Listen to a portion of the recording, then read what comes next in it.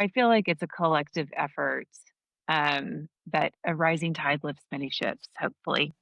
Welcome to the Homeschool Connections podcast. I'm your host, Kaitlin Zara, and I'm so glad you're spending some time with me today. New episodes drop every week, so make sure to subscribe and hit that notification bell if you're watching on YouTube. All right, mamas, grab your coffee, press play, and let's homeschool together.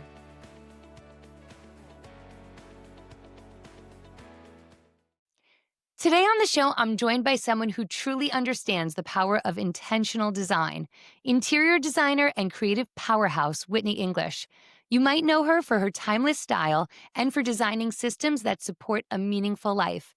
She's been featured in O Magazine, The Wall Street Journal, and The Today Show, and now she's here with us. Whitney, thanks so much for being here.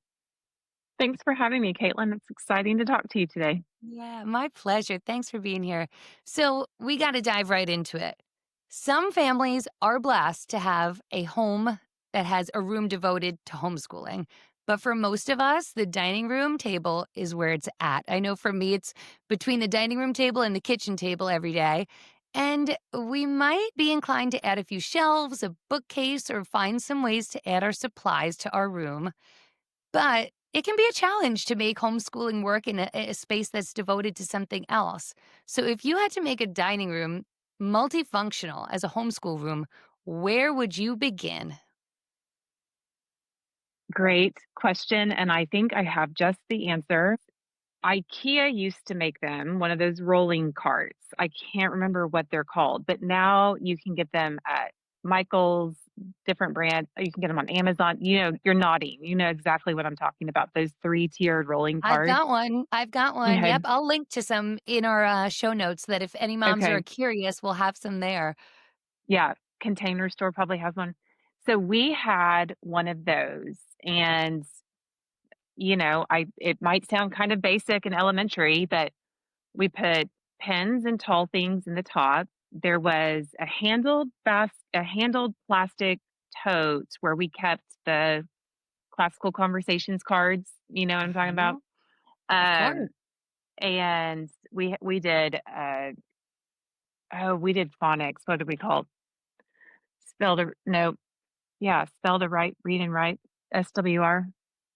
Um, so we had phonics, flashcards, and things like that in the second on the second shelf, and then, just little containers for pencil erasers and paper clips and binder clips, things like that.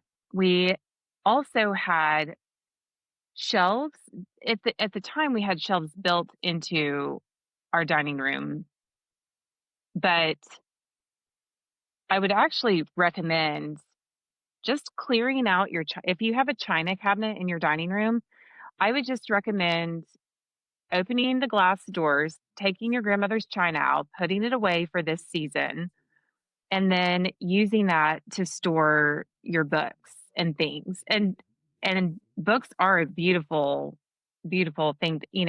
A lot of times people think, oh, a china cabinet has to go in a dining room, but I've seen china cabinets in living rooms almost as it almost looks like a legal library with, the glass doors closed on leather bound volumes. So by no means does that china cabinet have to be dedicated to china. So you could easily use all the compartments and drawers and something like that to better organize. And then, man, those rolling carts to this day, I love those things. We have a rolling cart that we use also for our cleaning supplies that rolls around the house with us. And then I have my painting supplies on a rolling cart now. I love those things. I do too. I have one in our dining room where we homeschool. And the nice Okay. thing is that if you choose to, when you have guests over, you can roll it out of the room Yep. and we can put it in our front closet that has all of our winter coats. So it can kind of neatly tuck there. And I have similarly done what you mentioned about cleaning out the china closet.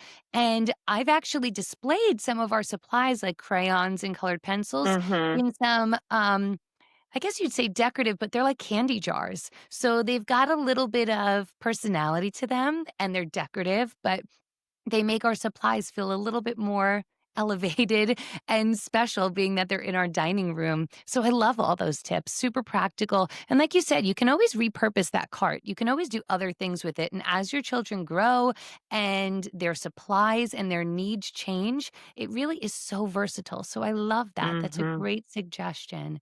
Another Yeah. thing that you mentioned jars, this is a funny tip, but avoid plastic. I know I said I had a plastic tub that I kept in that, but if you can find and sometimes you have to be resourceful about finding these like thrifting and things like that, but Yeah. plastic is not it's just not attractive. I don't know that we consciously realize that like the difference between something man-made and something organic. But I had a photographer in my house once and we were doing something in the kitchen and she said, "How is your kitchen just so photographable? Like you haven't done anything to it. It just photographs really well." And I said, "Nothing's plastic." So I mean, we Mm. like they're probably I'm sitting here actually looking at like there's probably a spice jar in the tray that is plastic, but there is a spatula over there, but the utensils are wooden, the or stainless steel, or glass. And so I also think that just don't put a bunch of plastic, don't put the crayons in a bunch of and colored pencils in a bunch of plastic cups. Use a mason jar or something. And even that alone sort of elevates it. And I know mason jars are so over, everything right now, but they work for they work for colored pencils excellently. Yeah, I agree. And when you said about the natural tones opposed to plastic, I keep a lot in wicker baskets. And I feel like Yes. it just adds a lot of warmth to have the wicker. It's just a great texture. It's a neutral so that no matter what else is going on in the room, it sort of still goes. But those wicker baskets can house a lot of good stuff and still look neat when they're tucked away. Yes, for sure. I love that. So, Whitney, you mentioned the idea of organizing first and decorating second. Can you explain what that might look like in a homeschool setting? And why is it so important to prioritize structure and organization first? I feel like it also might sound kind of elementary as well, but I we probably I don't know about you. I can't say that we've all done this, but you think you're going to get organized and you rush out and you buy the cute stuff to help you get organized. Guilty. And okay, thanks for making me not feel so alone. And and you end up with like baskets that don't fit. Maybe the wicker basket is cute, but you haven't stopped to measure and make sure that it's going to fit in the spot where you need it to fit. And I I do that out of impatience. I want it to look pretty, but I don't want to stop and take the time to measure the space in the china cabinet where I need the wicker basket to fit. Or I just don't have the time out of, we all are limited in our resources, and maybe even financial resources. Like I don't have the time to stop and go find that perfect wicker basket for that one spot. So what I mean by organized first is use what you've got before you run out and buy the cute stuff. So we almost started this conversation the backwards way. We talked about making things look attractive first when maybe we should have talked about Yeah. um it is totally fine to use a shoebox or an Amazon box or hack a shoebox or hack an Amazon box Mhm. with tape and get it to be what you need and then say, okay, well, this is what's working for me. Everything is fitting in this space. What do I need to be shopping for? And then put those dimensions in your purse and go and find something beautiful that holds those things or that fits in that spot. I love that idea. That's so important. And like I said, I've made this mistake before. Something that gets sort of overrun in our house is library books. I've got the boys, Mm, my two sons, we've got their books in their rooms, but the library books I keep somewhere central in our dining room where we homeschool because I've been guilty of losing them and unfortunately mhm, paying fines. But I am mhm, always struggling to find a way to keep them contained. And I just found a really great, it's like a soft big basket. I guess most people would have it in mhm, their living room for pillows, right? Like next to mhm, the couch, maybe you'd have some pillows or a throw blanket, but it works great for my big picture books for my young sons. So it's mhm. about really figuring out, like you said, those dimensions, what I'm going to need before I go out and Right, purchase it. And I know right. that for me, like part of a major part of my functioning well during the homeschool day is having a clutter free environment. And I feel like it's essential for my focus and clarity. So I know that it also must be important to my sons and for kids. And of course, we've got a large population of children who really thrive on a clean space where, some things that are just too sensory and stimulating can be distracting during the day. So, how does maintaining an organized space enhance a child's ability to focus on both their academic work and, whatever they've got during the day that they've got to do? And how does it help moms stay focused on their children? Benedictine College is located in the small, picturesque town of Atchison, Kansas. The college is Newman Guide recommended, plus a top college in U.S. News and the Wall Street Journal. It's also homeschool friendly with a very family oriented atmosphere, small class sizes, and outstanding ministry and student life programming. Go to benedictine.edu to learn more.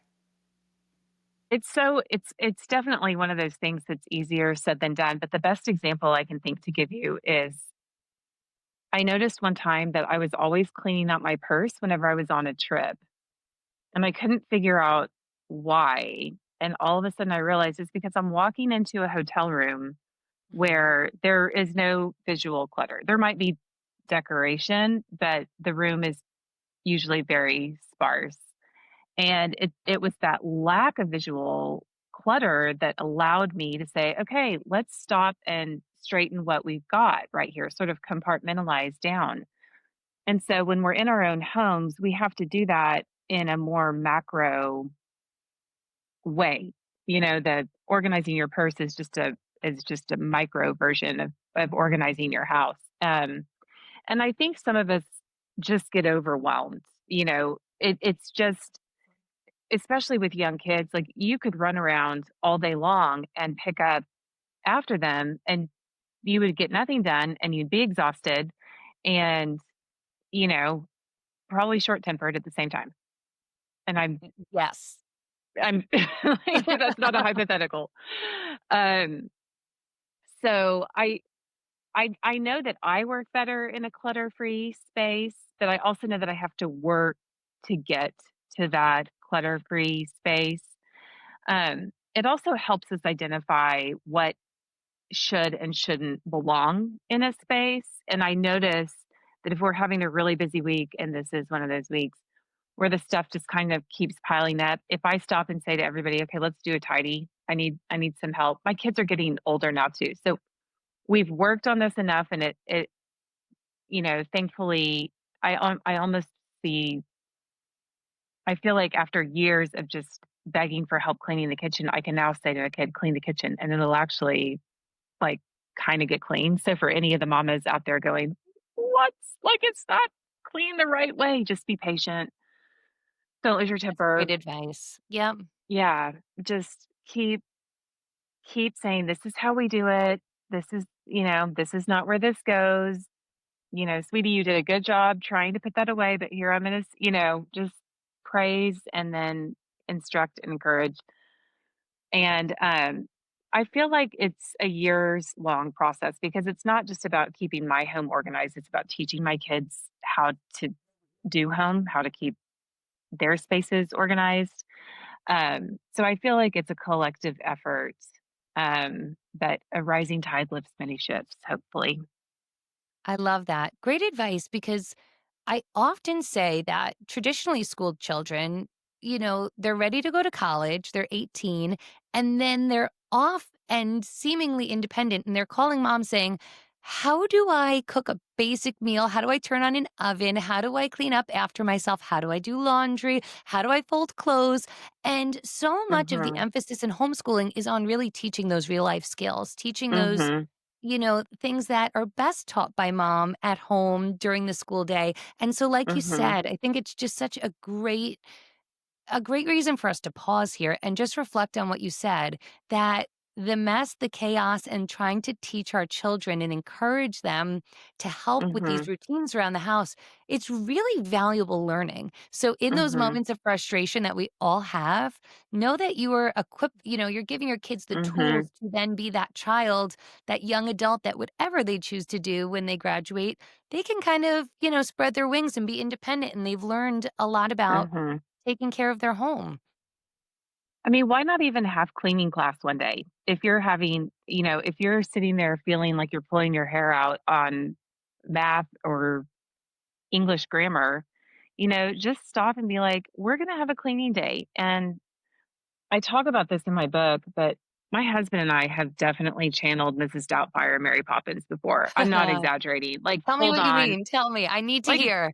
just full on character role play, just Yep. English accents and our kids I mean, they're like, "Oh my gosh." But I'm like, "You're not gonna forget this lesson Yes, when, my sweet husband is sitting here doing it Mrs. Doubtfire style, I or love it. I'm, channeling my best English nanny." So, anyway, it does I think it does solidify things. It it shakes things up, I think, when I those think so frustrating moments. too. When you're reminding me of my time, I was a public school teacher before becoming a mom and choosing to homeschool. And for science, I would pause whatever I was doing, and as I was transitioning to the science lesson, I would ask the teacher across the hall or someone, that I could pull into the room, can you watch my class for 2 seconds? And in the hallway, I would put on a white lab coat to look like a mad scientist, and I'd put on some really big old fashioned looking glasses. And whatever I did, it was so, silly and so minimal, the props, but I would come back into the class and make a splash and reintroduce myself as this mad scientist. And suddenly, science class was a lot more fun. And just like you said, it's a little Mm, kooky and a little silly, but that change in voice, that change in, just putting on the lab coat, it shook things up. And I mhm, often think to myself, I don't do that enough in my homeschool because I'm so busy cleaning and organizing and transitioning between making meals and the next lesson. So you're giving me a lot of good perspective and inspiration to actually bring that back, because that's what I love about homeschooling, is that I can do that for every lesson. So why not make mhm, it extra fun? So I mhm, love that you brought that up. I love that you were transparent about that. Mrs. Doubtfire and Mary mhm, Poppins and all that. That's all good. That's the magic of what we do as homeschoolers. So mhm, I really also want to dig in with you about when we design a homeschool space, when we're making it practical in our homes, we want to make sure that we're also cultivating a space where children feel loved, safe, comfortable, mm, and spiritually nurtured. So, how mhm, can we create a space in our homes to learn that also invites us to prayer and quiet reflection? What do you think? mhm. Oh, I do think that there is I think that this is I think that the secret is in willingness to be vulnerable. Just to tag on what you were saying about the mad scientist, and I was saying about Mrs. Doubtfire, and then you just said thank you for being transparent and telling I mean, that's the whole point, is letting our kids know that we're not perfect, and we struggle with this stuff too, and I have tried to be very quick. I talk about this in my book. I've tried to be very apologetic with my kids whenever I know that I have not treated them with the respect that a human being deserves. I mean, I try to be quick to say, you know what? I snapped at you and that is not okay. It's not okay for to treat people like that. And just because you're my family and I'm comfortable around you doesn't mean that that's right. In extra frustrating moments that happen in my book, I talk about a situation with my daughter where I was losing my ever loving mind about her cleaning her room. And it was actually while I was writing the book. I thought, oh my gosh, I'm writing this book about organizing. And I'm being impatient with my daughter because it's not air quotes perfect. And I had to go to her and say, "I we have got to change the way that we're doing this," because there was a vicious cycle happening of Mhm. me getting frustrated and yelling and then her getting upset, and we needed some reconciliation in the middle of that, like good old fashioned, this is what Jesus did for us on the cross when he reconciled us to his Father, through his blood, and I needed to figure out how I could reconcile with her and then and actually in an act of true repentance change going forward, Mm. because repentance change is involved, and when true reconciliation and repentance happens, it's not like, oh, let's go back to our old ways and keep doing, we have different options. And I am not saying that that's easy. I'm not saying that that's clear, but I did take that to my daughter and say, she was 11 at the time. And I said, I need to change. This is not right. I can't just keep apologizing for the same thing. Like that is me sinning against you. What are we going to do about this? And simply inviting her into that conversation changed the way we both approached the conversation. And not like the room's still perfectly clean, it's all still a process, but I think she would even tell you she's still asleep right now, so she can't tell you, but she would probably tell you that, or at least I hope when she's older, she will tell you that she had a mama who worked at those things. I think that's so beautiful, Whitney. So beautiful. And it's so interesting. I love when I ask a question and the answer is something so unexpected. And this was Good. so powerful because I asked you, how could your home or your homeschool space feel like a spiritually nurtured spot of your home? How can you invite prayer or reflection? And I was very much expecting that you'd say, I don't know, something about putting up a cross or a Bible or something aesthetic in the room. And your answer was so much deeper and so much more meaningful. And I think that it taught me that it's really not about what is in the room, right? It's not those things, but it's about that mood and that tone that you set in your home and your mothering to your children. And so, like I said, unexpected answer, but you've given me so much to think about. And I think it's so beautiful that you have that relationship with your daughter. That is just wonderful. Hopefully. We're Hopefully, working on we're it. all working at it. I know we're all always working at it. Oh, well, listen, after such a great, meaningful question and answer, we're going to have a little bit of fun if that's okay with you. Put on And your we're mad going to do scientist lab coat. yeah, no, I don't if only I had it, that would be cool. We're gonna do something I like to call the homeschool hot seat. I'm gonna ask you some fun rapid fire questions, so just give me Okay. the best answer you got, the first thing that comes to mind. Okay. So, I love buying organizational things, like I've admitted already, but what is Mhm. the one item that you could not live without? I'm gonna give you a different answer. I'm not gonna tell you what I would live without because I actually am living. What? No, we do. Um, but for the homeschool mom, I would say that you need to look for a coffee table with drawers. Mhm. And that doesn't exist. I think your best bet is Facebook Marketplace because furniture is getting fast and cheap, and they don't necessarily put drawers in coffee tables at World Market or IKEA or things like that. So you're gonna have to find something used, but man, the drawers and then if you can find another one with a shelf, a coffee table with a lower shelf and then the drawers, that is gonna be your best friend. I love that idea. Love that. I'm a big fan of Facebook Marketplace. My dining room Mhm, table, which is, like I said, where we homeschool, is from Facebook Marketplace. I thought for sure that it was going to be a spot to host, many beautiful dinners, but instead I mhm, decided to homeschool. And now it's got some gouges in the wood and it's got some character added to it, if you will.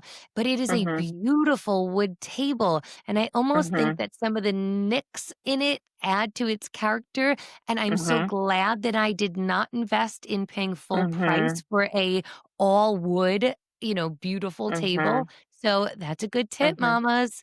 All right. Mhm. What do you think is a great material or fabric that would hold up to spills and sticky fingers? Anything that you can give us for tips for cleaning around the house? Mhm. There is a textile, and you have to Google it because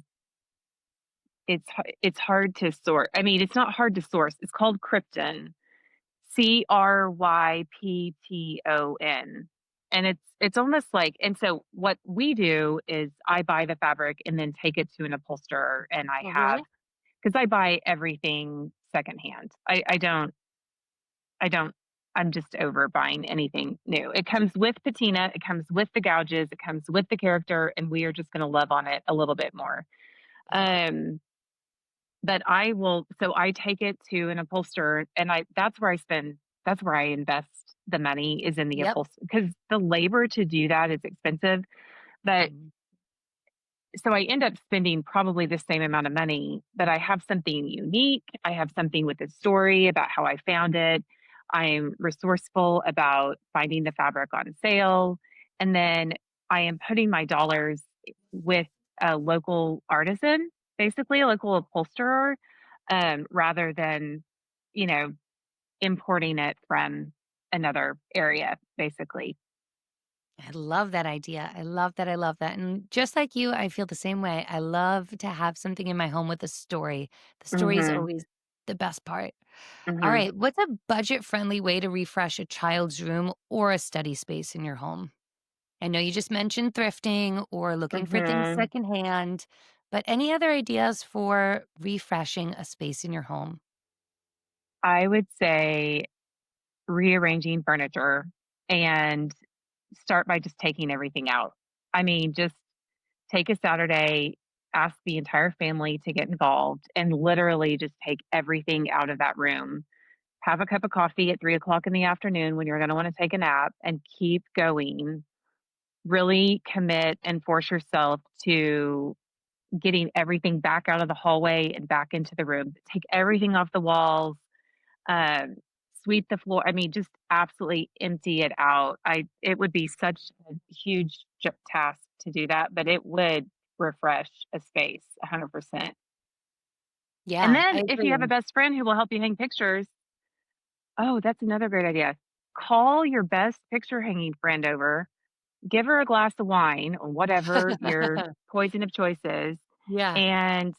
and have her just give her carte blanche. Just be like, you walk through this house and you do it. And then I'll have friends that I do that for, and they're like, oh my gosh, I love how you did this. And I'm like, we all like it when our best friends come over and rearrange our stuff. I mean, that's universal. So don't, I also think if you're one of those people who has that knack of being able to rearrange or hang pictures or do that kind of thing, um, don't be afraid to let your friends know because you could be a real encouragement in their lives by just swooping in. And I'm definitely that kind of perfectionist where I can go like organize somebody else's room in a heartbeat, but there's still a pile of laundry someplace in my house, you know?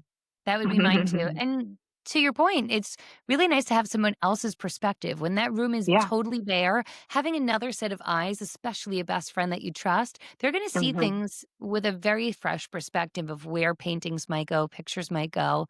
And that leads Hmm. me to my next question: pictures and paintings. Is there Hmm. ever a chic, artistic way to display kids' artwork? I know my kids get Mm. very upset if they see anything getting discarded, but there is so Hmm. much and so little space to display it. So any tips or tricks for us on that one?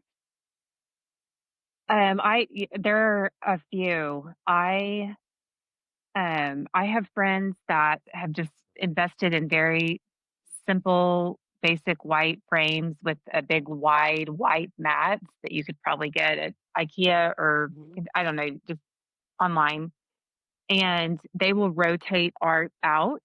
And so the kids get to say, like, they get to say, do you want this piece in there? And they get to put it up and it gets to hang there for a little while. So you could, depending on how many kids you have, you could make a beautiful arrangement. You could do a set of four, vertical, a set of three, horizontal, a set of three, stack six.